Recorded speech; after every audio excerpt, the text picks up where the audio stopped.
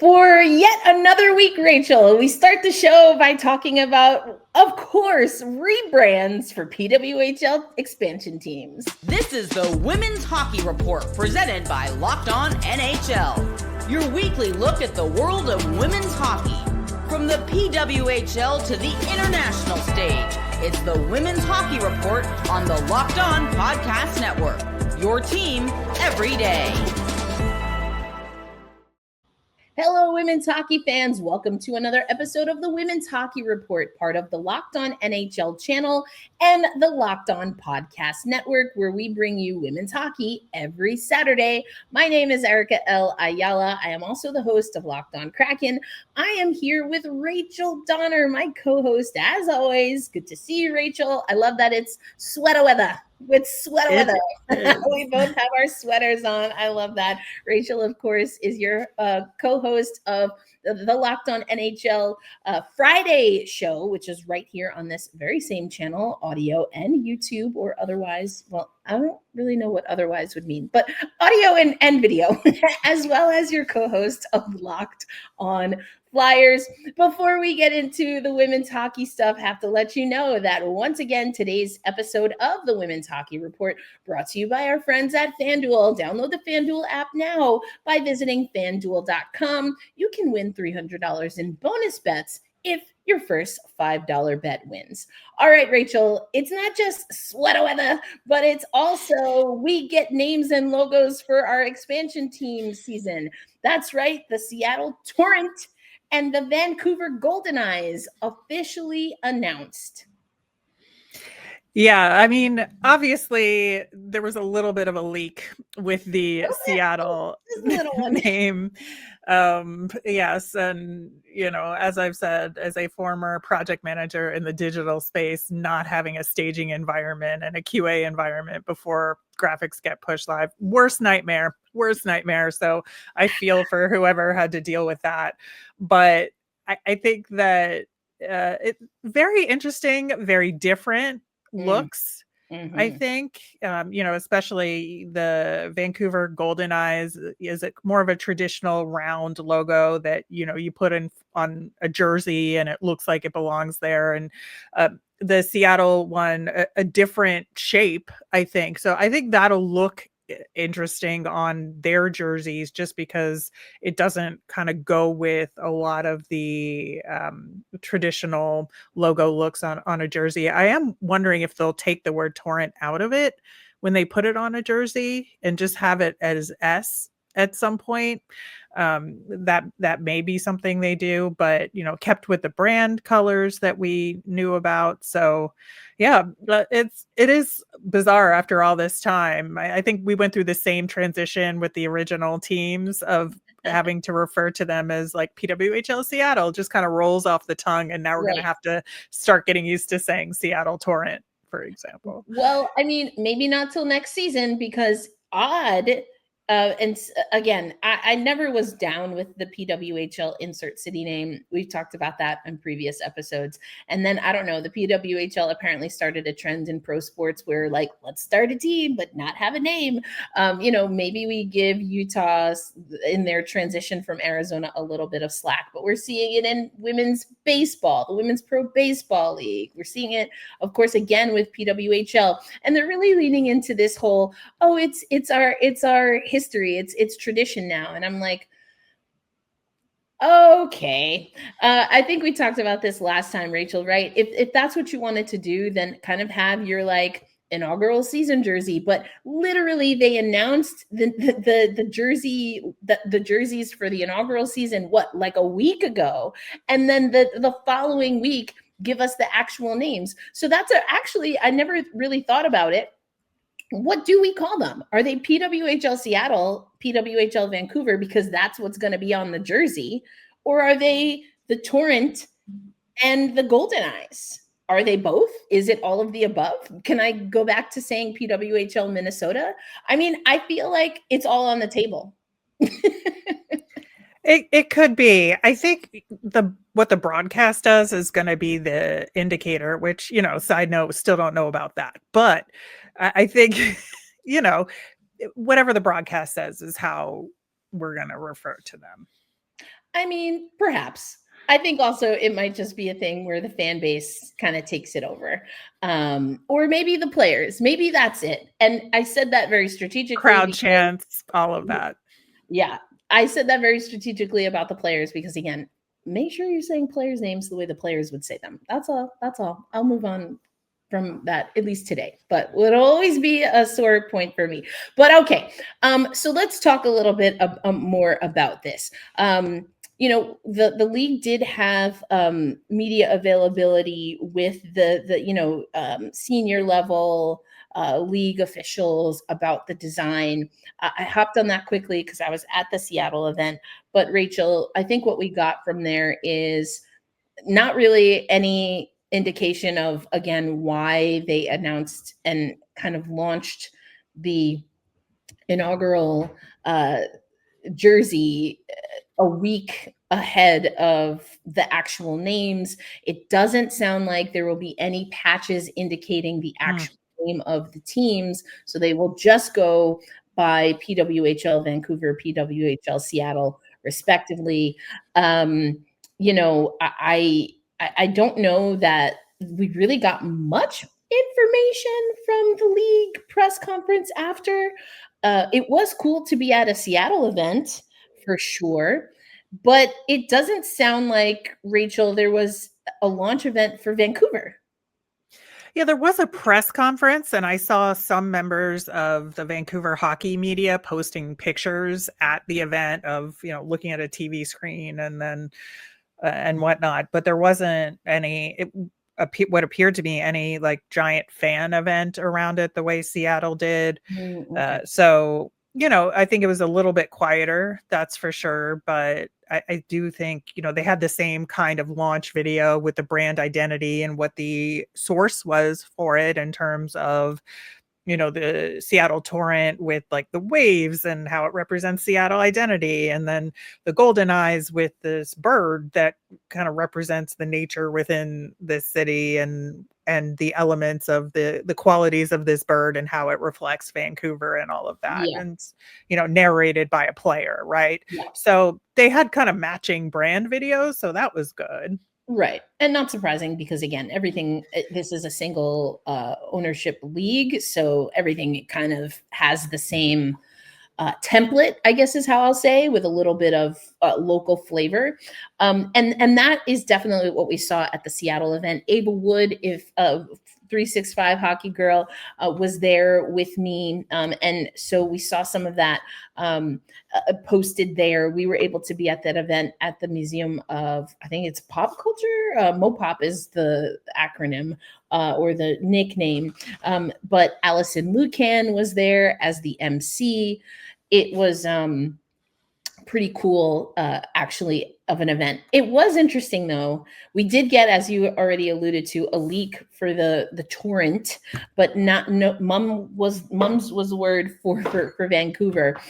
But there was no acknowledgement that there was a leak. Now, do you think that was the right move, Rachel? Do you think they should have leaned into it or kind of addressed the elephant in the room? What are your thoughts there? Yeah, I mean, I would have leaned into it just because, okay, it's out there, we're going to do this big event and then maybe create some extra incentive to participate in the event or, try and last minute add something extra for it. But I do think that, you just got to recognize that the mistake happened and move forward.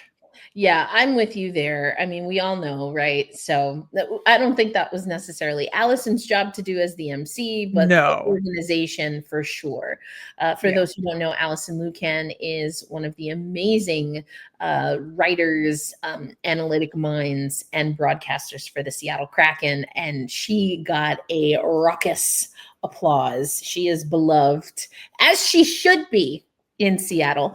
Okay, so let's talk about just what are your thoughts within the what we now know? These are all 8 teams here. The PWHL put this together, and like you said, the S for the Torrent, still with the word mark, seems to be the official logo. For those watching on YouTube, I am wearing the Seattle Kraken Black History Month logo, and so it is just the S. So maybe they do take the word mark off.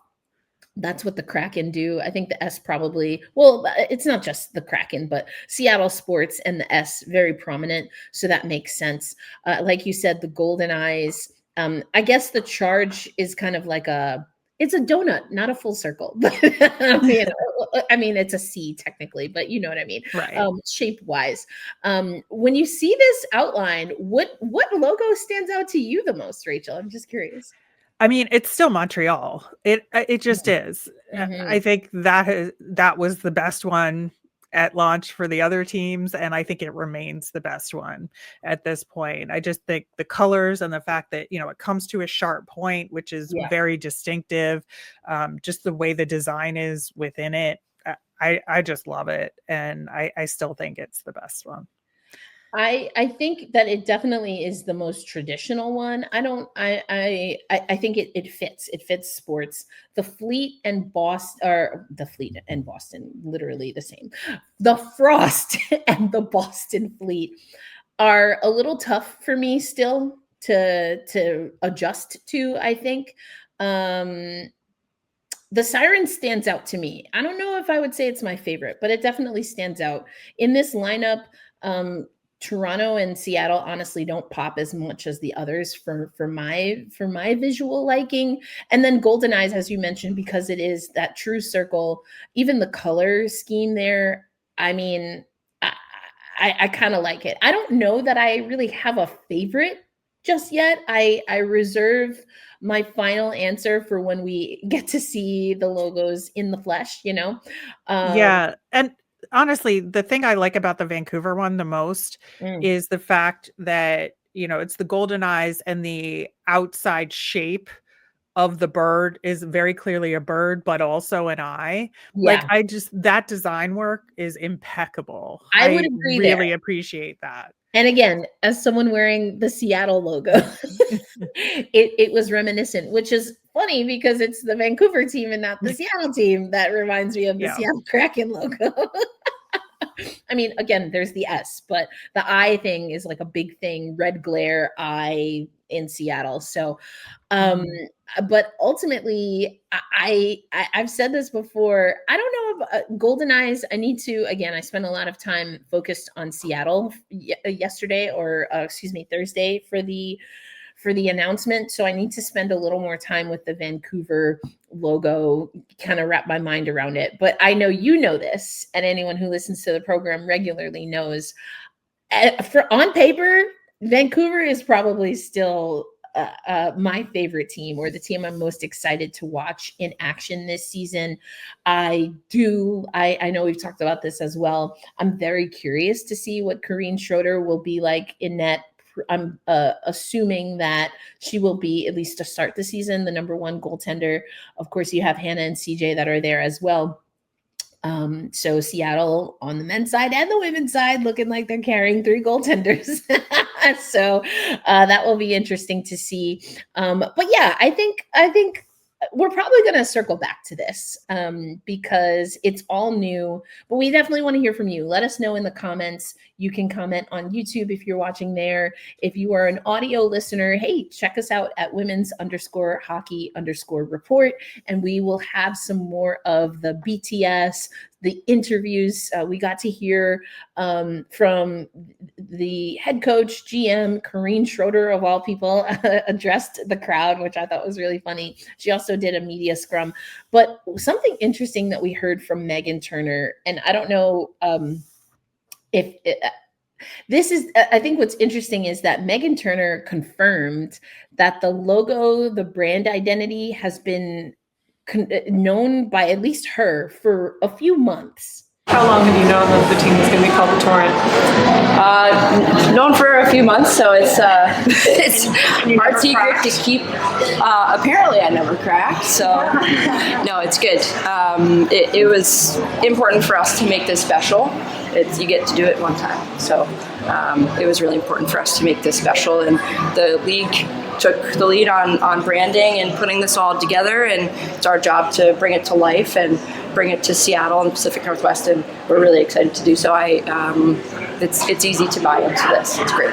You sort of each took the lead on branding? Like, who was responsible for the branding? Who kind of came up with the idea and everything like that? Yeah, we have a whole brand team at the league, led by Connor. She's amazing, and just with everything at the league level, at the PWHL, it's a team effort, and so they have a ton of great resources and a lot of really great people, and a lot of really smart and bright minds to put this together. So, was there any kind of like boots on the ground, like in Seattle, kind of doing some like market research, seeing like what they thought like would be a good fit, good name, good logo, everything like that? Yeah, I'll defer that more to our business team, but I know that they.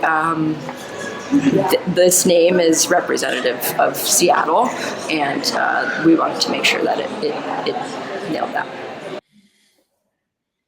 So I think that blows out of the water some of the guessing that people did with why you would announce the inaugural season brand identity before the actual brand identity that they will use moving forward. So that still doesn't make a lot of sense to me, but I thought that was interesting indeed, Rachel. Huh. That is definitely interesting to hear. I do think, whether maybe it just wasn't finalized in the details, but the name and the general look was decided on months in advance, but the legal, dotting I's and crossing T's wasn't done yet.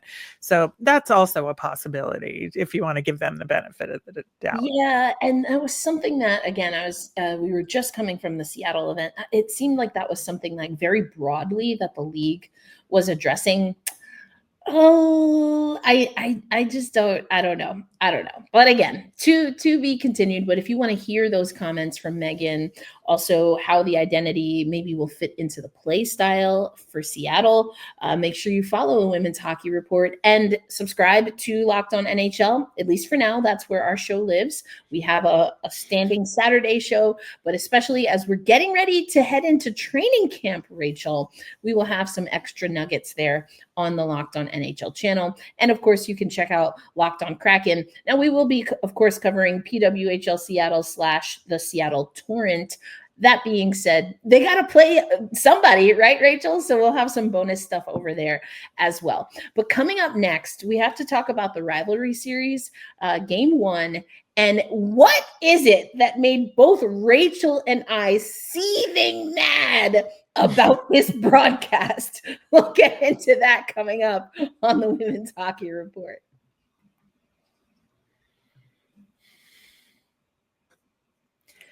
Let's be real. Making excuses doesn't solve anything. We've heard them before. It's just stress. I'm tired, or it happens to everyone sometimes. But when it comes to performance, sometimes your body just needs a little extra support. And that's where Rougiette comes in. Rougiette.com offers fast-acting doctor-prescribed treatments for ED designed to help guys stop making excuses and start making moves. Rougiette makes it easy to get started. You just connect with a board-certified doctor, 100% online, no awkward waiting rooms, no in-person appointments. If prescribed, your treatment ships directly to your door. The process is fast, simple, and private, all handled by real doctors. Visit Rougiette.com/LockedOnNHL to get 15% off your first order. That's Rougiette.com/LockedOnNHL. And don't forget to use the code LockedOnNHL so they know we sent you. Rougiette, stop making excuses and start making moves.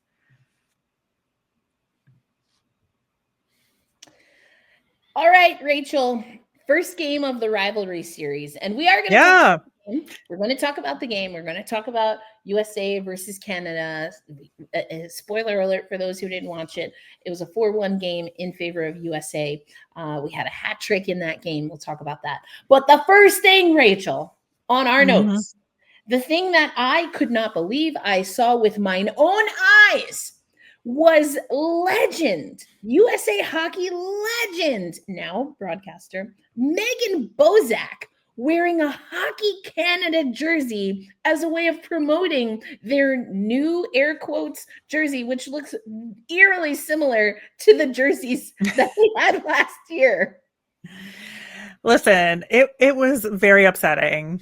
Very, very upsetting. I like, it's infuriating. Absolutely infuriating. Just the betrayal. The betrayal.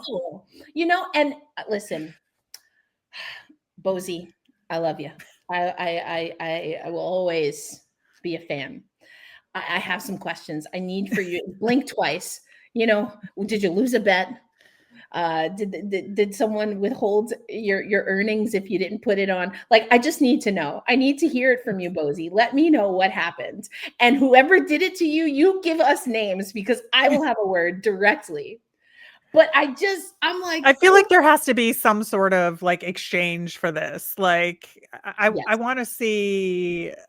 I want to see Caroline Ouellette, let's say, in a Team USA jersey. Listen. In the spirit of fairness of the betrayal that we had to endure, I would say yes. But as a women's hockey fan, I think I hurt again, all over again. Yeah, because you know what? I know Kara's on the bench for Team Canada, by the way. Like, I understand the context. Well, I guess if we want, when is Sammy Jo Small putting on the USA Hockey jersey, huh? Let's do it, Sammy. Let's do it. She was in the studio right there. All the more reason, I've said this for years, but now it is official, Rachel. We need a US-based broadcast for these rivalry series. There's no way you put Megan Bozak in a Hockey Canada jersey and we endure. I will not abide. Yeah, it was not pretty, but I do think you're right though, because I do love that broadcast. I think they do an excellent job. I'm not complaining about it. Bozy put on that jersey. It's fine. Yeah, but I would prefer to have a US based one as well. Yeah, because we can't give us options. We can't have this anymore. I will not abide. All right. I'm not joking. I do understand that I'm being mildly ridiculous, but I am serious. These are my feelings, okay? I can feel my feels, but I will put them aside for a moment, Rachel, so we can talk about this game. As I mentioned, 4-1 win for USA Hockey. But actually, let's start with, not only did Hockey Canada, again, through Megan Bozak, maybe they just wanted us US people and fans to pay attention while they were talking about their jersey. Oh, you got my attention. Maybe not in the best way, but you got it. But before we get into the game and some of the X's and O's in the hockey, we have to talk about Hockey Canada, because the last time we recorded, they didn't have a roster announced. Correct. And, it was worrisome to us at that point. They didn't announce it until just days before the game started. And, there's like one of two things going on. The first is they just didn't want to put it out, right?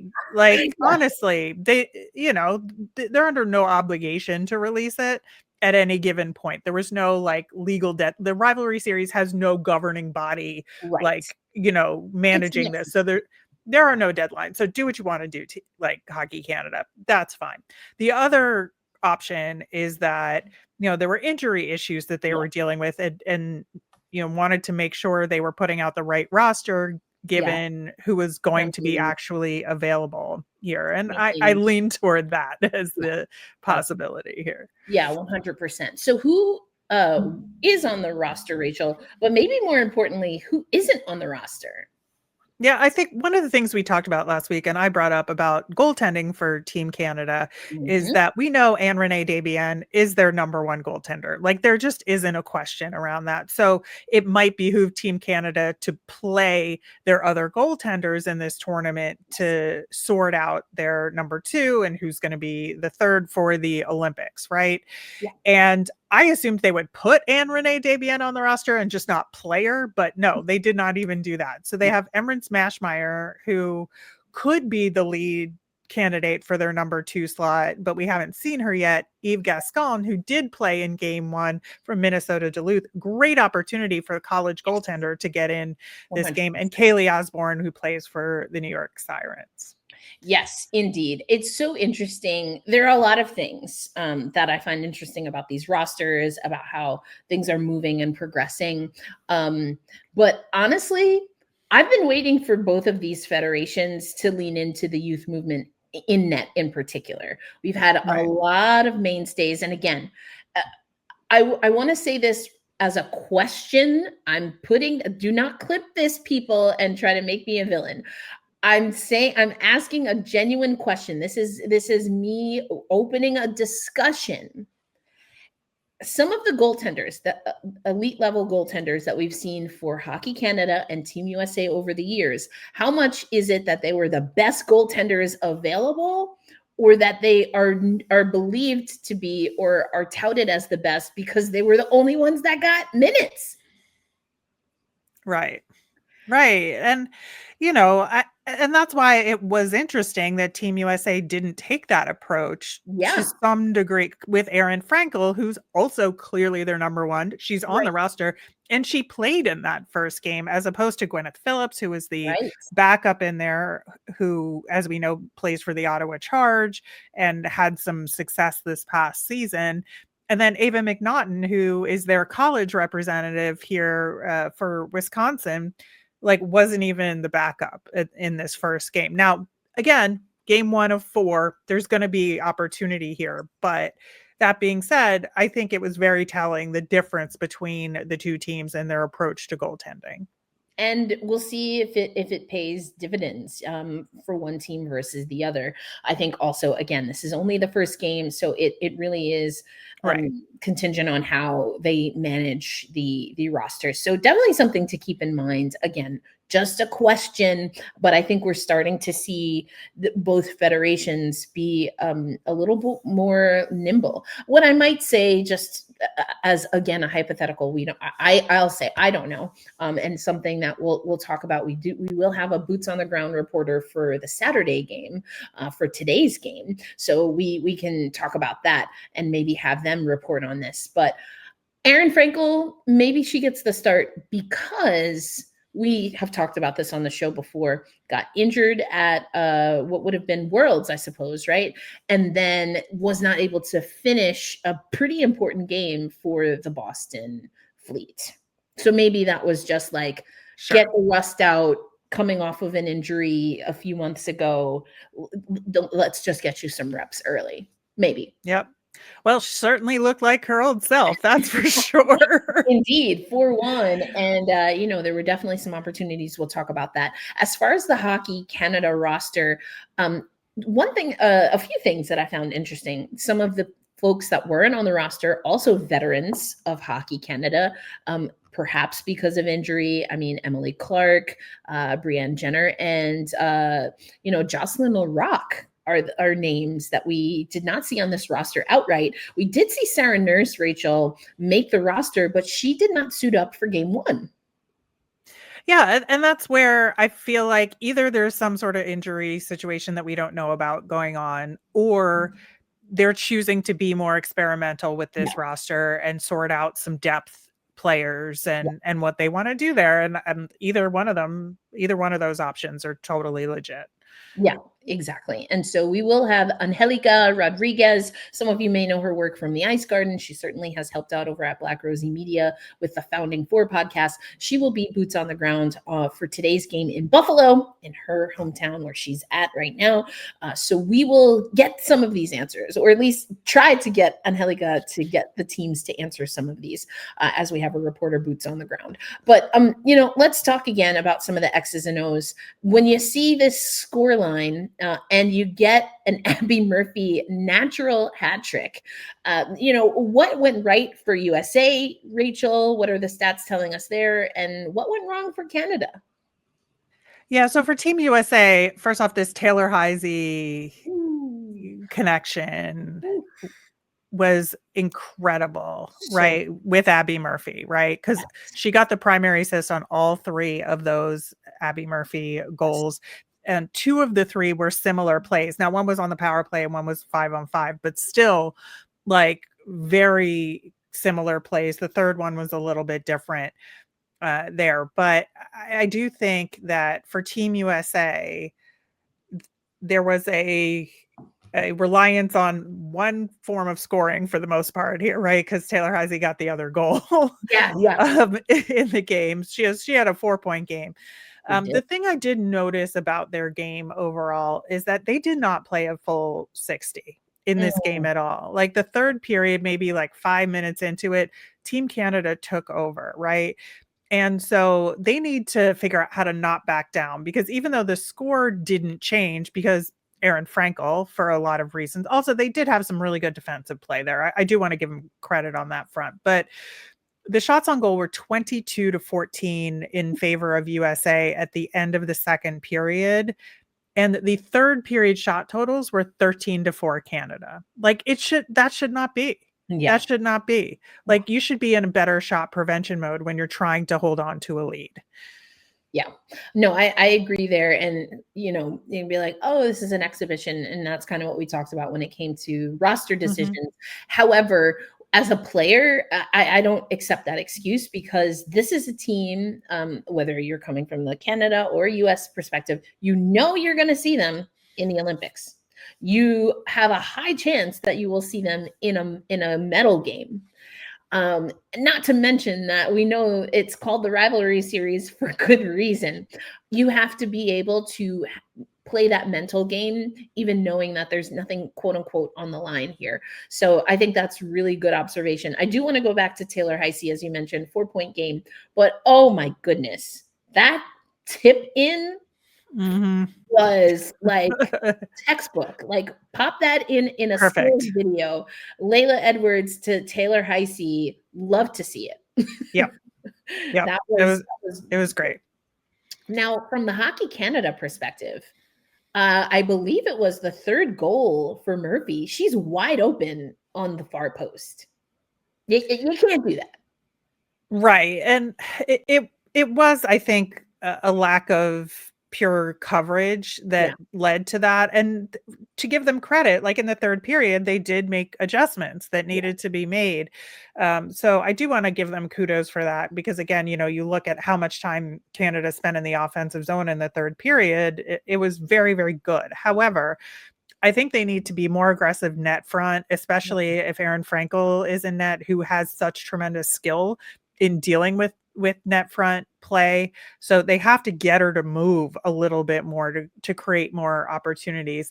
They need to take more shots, along those lines that have secondary chances, that are caroms off the boards, or or get rebound opportunities when they can. I just felt like it was a one and done for Canada with a lot of the play that they had, especially early on. Like I said, it did get better, and then just stay out of the box, because USA's power play was firing on all cylinders. 100%. You talk about net front presence, size in hockey, men's hockey, women's hockey, junior hockey is a part of that. No Emily Clark, no Brianne Jenner, and weak side support, no Jocelyn Larocque. I'm just saying. Just saying. I know Hockey Canada. But again, if that's the experiment, whether it's those players needing rest, giving opportunities to other people, this is why you get the film, right? Because we as podcast hosts are just picking out some things that we're observing. I'm sure there are conversations for both of these teams, because I do think that you see a 4-1 score, but I don't know that again, out of the Heise Murphy connection, that there was any real fluidity. I think things looked choppy. Both teams, it took a while to settle into their game, if they even did in game one. I'm not sure. I don't know that I would really say either team looked super sharp, but it is game one, so we'll give them that. But again, lots that both of these teams can do. MPP I thought was hilarious, because whether it was, I don't remember who she knocked into the boards, or there was one opportunity where she had a deke and then kind of cuts to the wall and pulls back there. If I have to make a prediction for game 2 tonight, Rachel, it's that Marie-Philippe Poulin is gonna stop playing with her food. I just felt like she's moving back a little, and I hope the United States, for their sake, is prepared for that.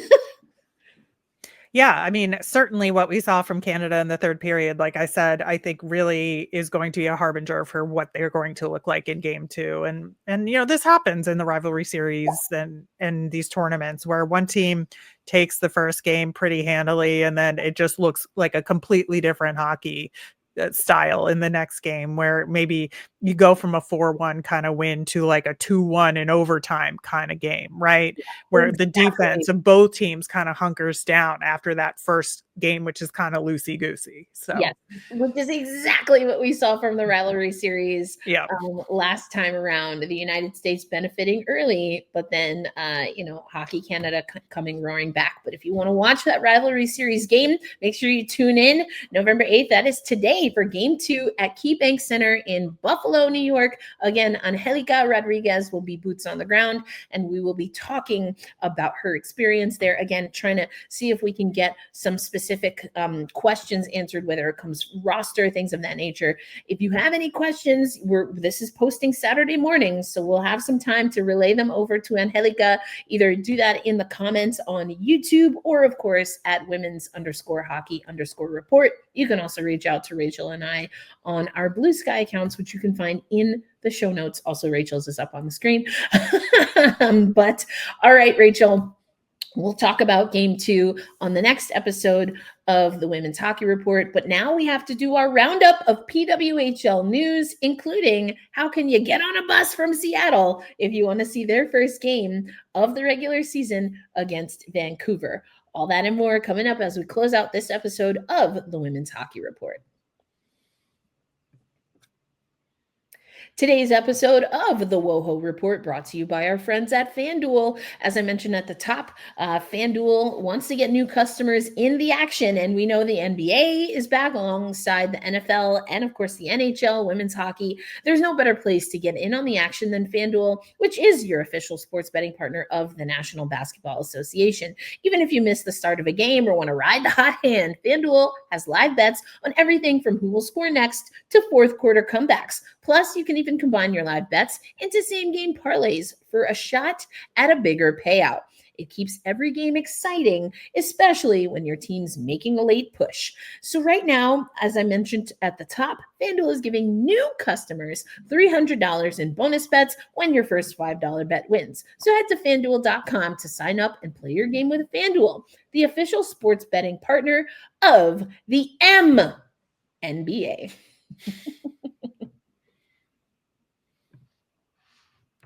All right, Rachel, we are closing out this episode of the Women's Hockey Report, giving updates. We have some signing extensions and updates. I also want to, again, give some shout outs to Women's Pro Hockey Seattle. They have some things coming up. And then we got an announcement league-wide about not just training camp details, which of course we know training camp is coming up, but also something that the league is calling Unity Nights. But let's start with some news out of New York. Yeah, so Micah Zandy Hart, the captain of the New York Sirens, was signed to a contract extension through not just this upcoming season, but the season after. And it is really interesting because, once again, we still don't have any word about Casey O'Brien, right? But they are doing the other things that they need to do here. So that is good for them. And I think one of the things with this team that is in somewhat of a retool/rebuild situation, to have some consistency is a good thing for them, right? And she has been a really good leader for this team overall, has the Olympic experience, as we know, with Team Canada there as well. So, she was a huge part of the blue line there last year. I think it's going to look a lot better this year, but it is good to have her back as well. Yeah, I know Sirens fans are going to be excited about that one. And we'll get to see Zandy Hart and the rest of the league in training camps, Rachel, that are starting next week. Now, we've broken this down. The league has kind of staggered the training camps. I'm not exactly sure why they did that.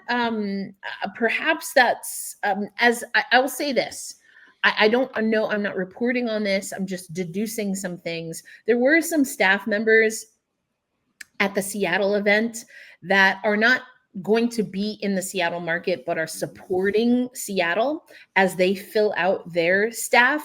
I would imagine that because they're the newest teams, Seattle and Vancouver, that whether it's finding the right roles or getting fully staffed up, that maybe they're pulling from staff elsewhere. So perhaps that's why we're seeing a little bit of the stagger, so that league level staff can either do what they need to do and want to do at these training camps from a coverage perspective, and or maybe because they're helping to staff some of the teams. We've seen some staff members change roles and things of that nature. So maybe that's why we're seeing a little bit of the staggered approach here as far as when the training camps are opening. Also, of course, when the exhibition or preseason games are happening. Again, not reporting, just kind of deducing from what we heard in Seattle. But with that said, we're hoping at the Women's Hockey Report to be able to be at some of these preseason training camps and things of that nature to kind of get a feel for what's going on. I think it's interesting, just coming from the Seattle perspective. We heard Meghan Turner talk about training camp is new for everyone. She didn't seem too concerned, Rachel, that there will be a few practices. Those are closed to media, but the team will have a few practices before those players that are on their national teams arrive at camp. It's not necessarily something that, I asked the question, what are the benefits of that? What are the challenges of that? And she really didn't want to go into either one of those things. It's just like, hey, we're all new, and that's how we're approaching this. And so I think that's going to be interesting. And because you had an expansion draft where two teams were picking, that's kind of the MO for all of these teams. I mean, of course, you have some continuity, and we've talked about it, that some teams have done a better job than others in keeping a core. We talk a lot about Montreal in that respect. But everyone is going to have some new faces, not just draft picks, but players coming from across the league that are coming into these camps. So what are your expectations, Rachel? Yeah, I do think, looking at how the depth player camp battles play out is going to be interesting to see. Again, with so much shuffling, like how are we going to see the line formations come into play, and what new combinations are going to be out there versus what they were last year? Yeah. And how will that affect all the existing teams versus, the new teams building chemistry? And with such a short preseason, what is the balance going to be with every single team in terms of finalizing a roster versus trying to get a team to play in a system, right? And preparing a team to play in a season. That is the biggest challenge, in my opinion. Yeah, exactly. 100%. And the teams that, whether it's using analytics, whether it's kind of building practices to kind of fill the holes that they see when they go through these games and go through these practices, I think those are the teams, as we've talked about in seasons past, that are going to come out of the gate pretty strong. And we talked about it a lot, actually, early last season. Montreal, a part of the reason that they were able to build that success late in the season is because they were finding ways to get points, maybe not outright wins or regulation wins, or certainly not regulation losses, but even just going to overtime. They were able to stack some standings points, which then helped them already have a bit of cushion once their teams started really executing and firing on all cylinders, Rachel. Yeah, I absolutely agree. And I think, it is going to be very rapid and very, I think, intentional what each of these teams do in this limited amount of time. 100%. Well, another thing that we know to get ready for, Rachel, of course, is the regular season. And who doesn't like a themed night, especially when the theme is around UNITY, as Queen Latifah once sang /rapped. Yep. We love it. We love to see these unity nights. So the PWHL, some people still know these as kind of the hockey is for everyone nights, an opportunity really to celebrate cultures that are too often underappreciated and underrepresented, not because they are not in the sport, but because their stories are not brought to the forefront and the limelight enough. And so we have things such as Black History Nights or Black Hockey Nights, Indigenous peoples in New York. There is a Hispanic, I personally prefer Latina, but that's a conversation perhaps for another podcast elsewhere. But honoring different cultures that are true hockey fans and that hit the ice as players and coaches as well. So we'd love to see that. I'm wearing my Seattle Kraken Black History Month logo right now, one of my favorite hats from their inaugural season. But what's interesting, Rachel and Ava Wood, who was with me at the Seattle Torrent, I got to get used to that now. The Seattle Torrent event noted in some of her amazing social media coverage that initially Vancouver with their Unity Nights did not have a Black Hockey Night. And if you see, there's asterisks. Actually, I can pull this. I don't know why I'm using my fingers to try and draw, but you can see the Unity and Theme Nights. This happens to be the Seattle list. Also bobblehead nights, which are super exciting. Carabiner giveaway. Oh my gosh, that's amazing. That is very Seattle and queer. That is my favorite, personally. That's awesome. I love that. But you can see Black History Celebration, and listed also are some that you see throughout the league. But Rachel, what caught Ava's attention and the attention of other people is that Vancouver did not originally have a Black Hockey Night listed as part of their Unity games. Now, Ava did put up a post, and Soroya Tinker, who works at the league level, did confirm that there will be one.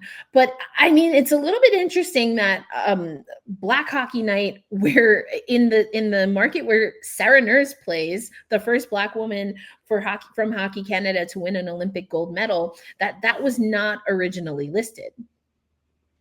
Right. And of course that's going to be of concern to people, right? Because it's I think, much like, you mentioned the Hispanic Heritage Night for the Sirens, there does have to be some sort of catering to the individual markets, right? Yeah. And what communities are present there.